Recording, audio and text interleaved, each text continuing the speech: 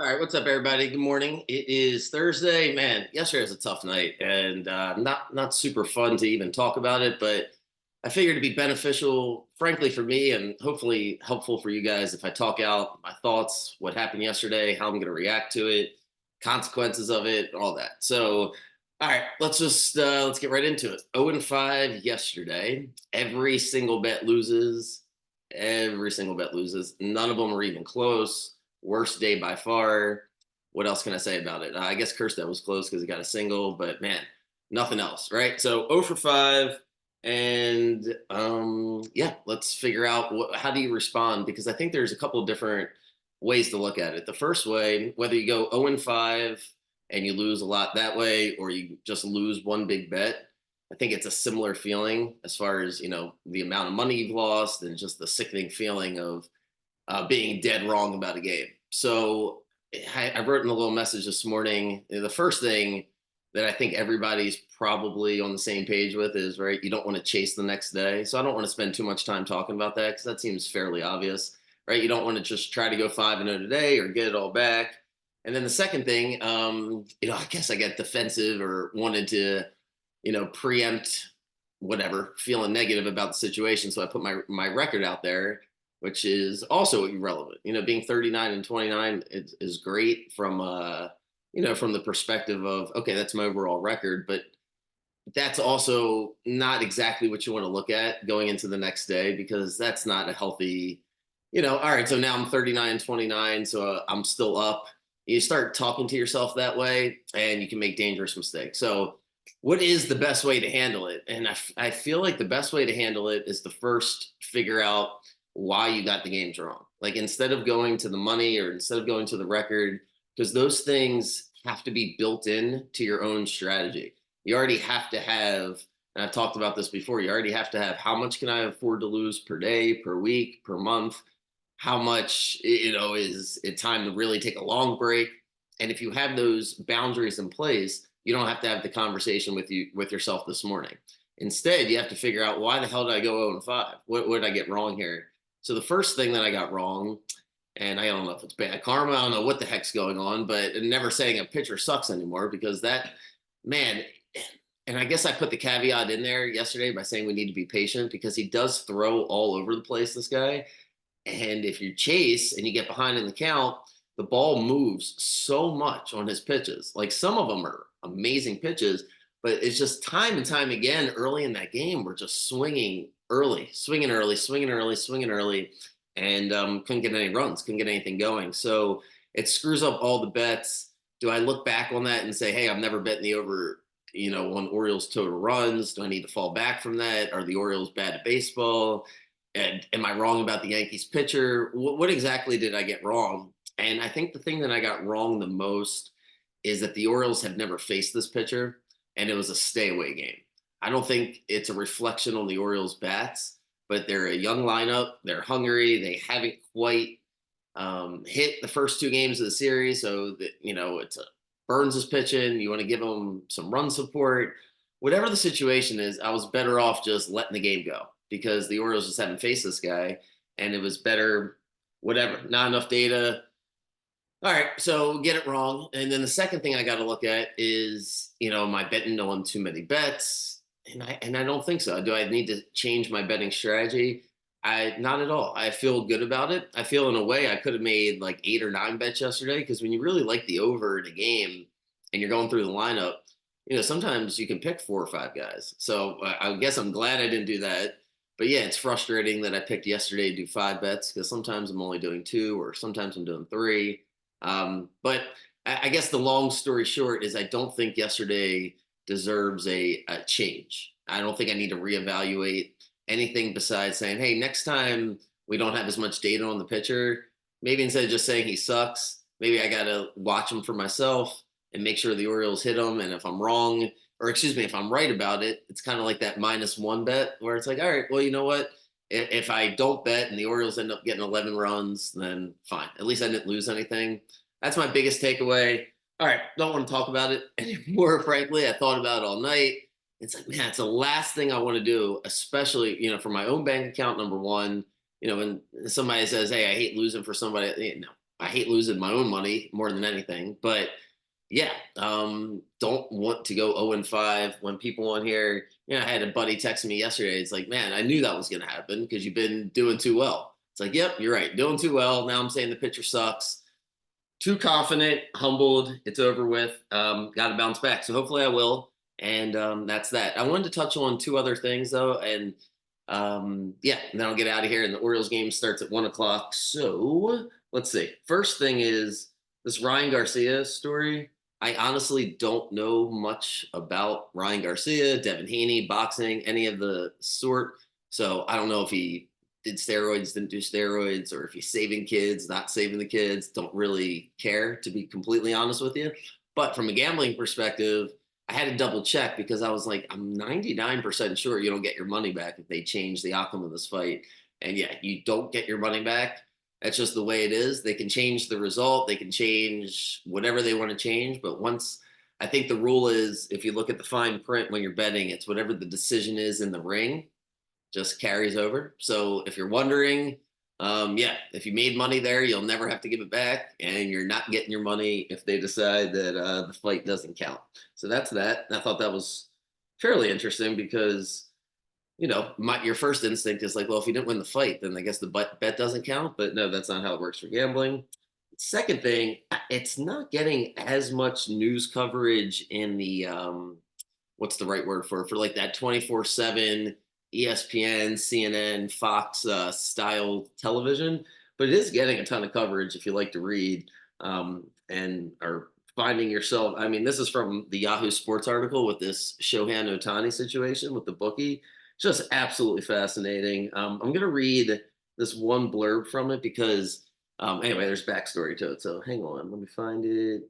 All right, so Mizura, I know I'm butchering his name, but the interpreter, the guy that they're saying stole 16 million or whatever it was from Ohtani, listen to this. So he's reportedly funneling a weekly payment. So he's in so much debt, he's lost so much money. He's sending $500,000 a week to this guy, Matthew Boyer, who was caught up in a gambling ring about in 2022. So he's sending this money to Matthew Boyer's associate. And then what the associate would do, this is great. So to avoid money laundering, I'll just read verbatim. ESPN reports that the associate would then deposit the money into accounts with the casino Resorts World, which is a Las Vegas casino that's opened in 2021, and Perchanga Resort Casino in Tillamook, California. So then Boyer and then the associate would allegedly convert the money to playing chips, gamble with it, and cash out if they won. Boyer reportedly lost 7.9 million at Resorts World from June of 2022 to October of 2023, a span of time in which he was receiving the money from Mizura. So, all right, just to break that down, he's getting them payments to avoid money laundering, to avoid flagging it. As soon as he's getting the money, he's immediately gambling with it. So therefore, if he wins gambling, he counts it as gambling wins. Nobody's raising an eye to it. And if he loses, nobody knows either because it's just gambling money. It's being lost. So and that's what I guess that's the logic that he's thinking. Of course, not going to get away with it, which obviously he's not. So anyway, the final paragraph is what I want to talk about because the Ohtani stuff is fascinating, but I'm not reporting on the story and I don't have 2 hours to talk about it. I want to rather go into this. So the last paragraph is, this is all apparently part of a much larger trend in the gambling world in which illegal bookies in Southern California use Las Vegas casinos to launder money. 12 people have reportedly been charged and convicted, while 2 Vegas casinos have agreed to pay fines. Wow. So, okay, what is the relevance to this, and the relevance to what I want to talk about? Essentially what's happening is you have these illegal bookmakers, and by illegal bookmakers, right, anybody that's not licensed to be a bookmaker, your local guy, whatever you want to call them. Sometimes it's a regular guy, sometimes the guy that's connected, but a legal guy. What they're doing in order to hide their money, or what they thought they were doing in order to hide their money, would be to take that gambling money, take that bookmaking money and use it as gambling money at these 2 casinos. So, wow. What do I want to talk about though is when I talked about bring this all back to public money. When I say that you have no idea, you, me, the guy next to you, anybody that's anybody has no idea what percentage of the bets and what percentage of the money is being wagered and all this kind of stuff, what percentage of the bet slips and the lines moving this way because sharp money and all that crap. That's going to be my rallying cry when I rebrand the site during football season, is screaming from the top of my lungs. So anybody that's anybody can just please bet with knowledge instead of thinking you know where the money's going, because there's all kinds of schemes like this. So when you have a situation like this, lines are being moved for all kinds of reasons. So these bookmakers, and this is just the ones that they call, this is just one situation, but think about what's happening. If I'm a bookmaker and I'm just an illegal guy, whatever, and I'm taking action and I end up getting, let's just say $5 million. We'll use even numbers, $5 million on the Ravens, and they're playing the Steelers, Ravens -3, and I get $5 million on the Ravens, and I got 75 grand on the Steelers. For whatever reason, that's just what happened on that particular game. Well, I need to cover my bet. So what I'm going to do as a bookmaker is I might make a $2-3 million wager on the Steelers at a casino, at a legalized sports book, not to move lines or because I think the Steelers are going to win or anything nefarious, just because I have too much action on the Ravens in my own little bookmaking operation that nobody knows about, that there's no Action Network reporting on, that there's no accounting for. There's so much money that's wagered illegally because people need to bet on credit. Most people don't bet with cash. You bet with cash, you're a real man, your opinion counts. It's a different type of responsibility. You start betting on credit, you're really going to screw yourself over. There's no, it's just like having a credit card, but you bet gambling on credit, terrible, terrible way to go about it. That's why these bookmakers exist, because people have problems. Anyway, get back on track. So now this guy, bookmaker, random guy in Southern California, he's got $5 million on the Ravens because whatever, right? Some guy made a $2 million bet. Some guy, all of a sudden, all the money's coming on the Ravens. Most of his clientele is from Baltimore. I don't know. The Steelers are involved in some sort of, who knows exactly why in his little operation more money's coming in on the Ravens, but this happens all the time in so many bets. So that bookmaker starts freaking out. It's Friday, Saturday, it's getting close to Sunday. He's like, man, I got 90% of the money on the Ravens. I don't want that. I need to hedge my bet. I need to hedge that. Hell, I'm going to go to the casino. Where can I lay off a couple $1,000,000? I need 4, 5, 6 of my buddies to bet hundreds of thousands of dollars on the Steelers, even it out, boom, boom, boom. All of a sudden, it's like lines are being moved, right? Because now the legal sports book is getting all of the Steelers money. Maybe it feels like sharp money, or I don't know how. Take a deep breath. People come up with all kinds of theories about why the line is moving outside of people are just betting for their own reason. There's no gigantic conspiracy. There's just a ton of things happening. And one of them is bookmakers need to lay off the action. So my point is, if you then are influenced by that, right? If you're sitting there and you're watching the lines and you're one of those people that believes in line movement, reverse line movement, studying where it's going, and you knew that the line was moving because of that, there's no way you would pay attention to it, right? Like if you thought there was 15 to 20 guys that are professional sports bettors that move the lines and you figured out where they were betting and you like latched onto them, that'd be great. But that just does not exist. There's certain things that you have to just, when you hear stories like this, it reinforces to me what feels like an obvious thing. But again, I've spent so much time in this industry that until you start talking out loud, people don't, it doesn't make sense, right? Because you get wrapped up in your head, you hear somebody that has a lot of confidence tell you why the line's moving and what percentage of the money's moving, and they either don't know any better or they're just repeating something they heard, or they frankly do know better, but they need to explain or justify their picks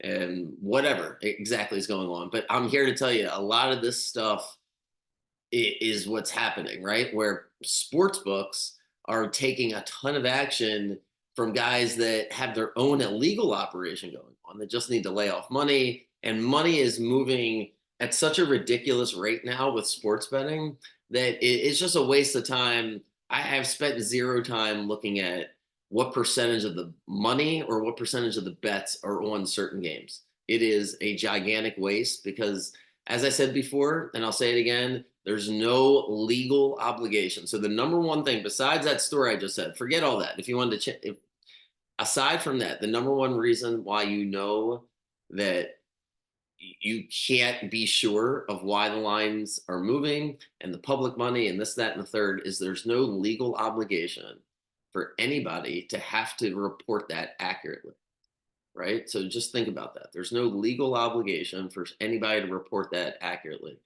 So do with that what you want. But anyway, that I just think it's important. The overall message here, and if you're subscribed here and you stay subscribed, the overall thing that you're supposed to take away from this is to do your own work and try your best to win. Like that, there's no easy way out. There's no shortcut, and hopefully, I can get that message through. And yeah, today felt like a good day with this story to reinforce, like, man, just to kind of bring that story all the way home. That guy reported, Matthew Boyer reported $7.9 million in losses, gambling losses.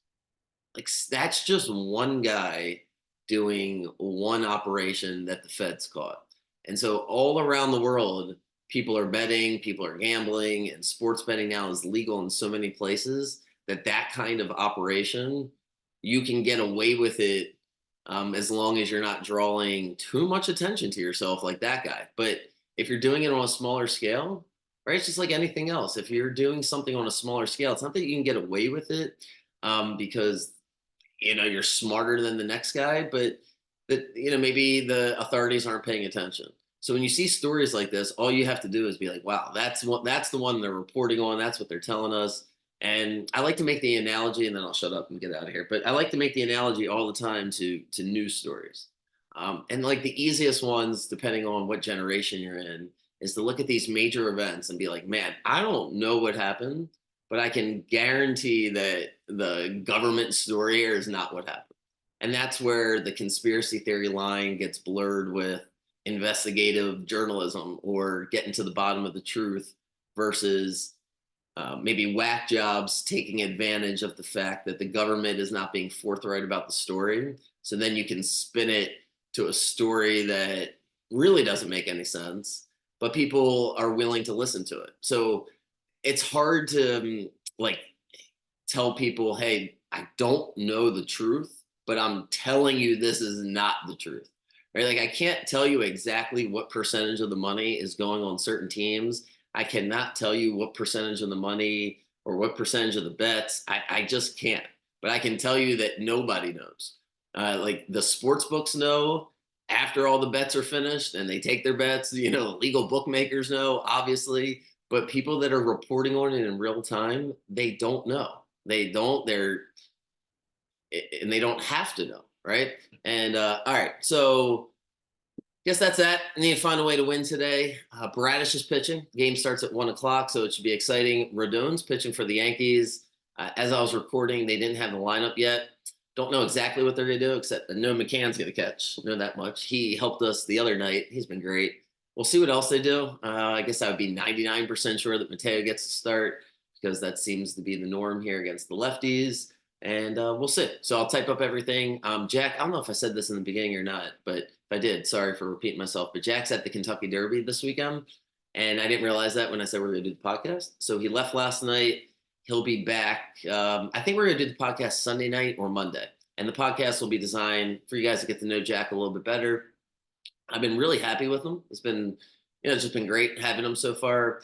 And I think the more we get to, hear from him, the easier it'll be for you guys to pick up on his strategies. But obviously at this point, hockey's been great for him. Yesterday, almost got 3-0, got to 2-1. So we'll see if he has anything. And then I guess that's it. So have a good day, everybody, and appreciate you. Sorry again about yesterday if you followed anything that I did. Obviously, it wasn't fun. Let's bounce back today. All right, see ya.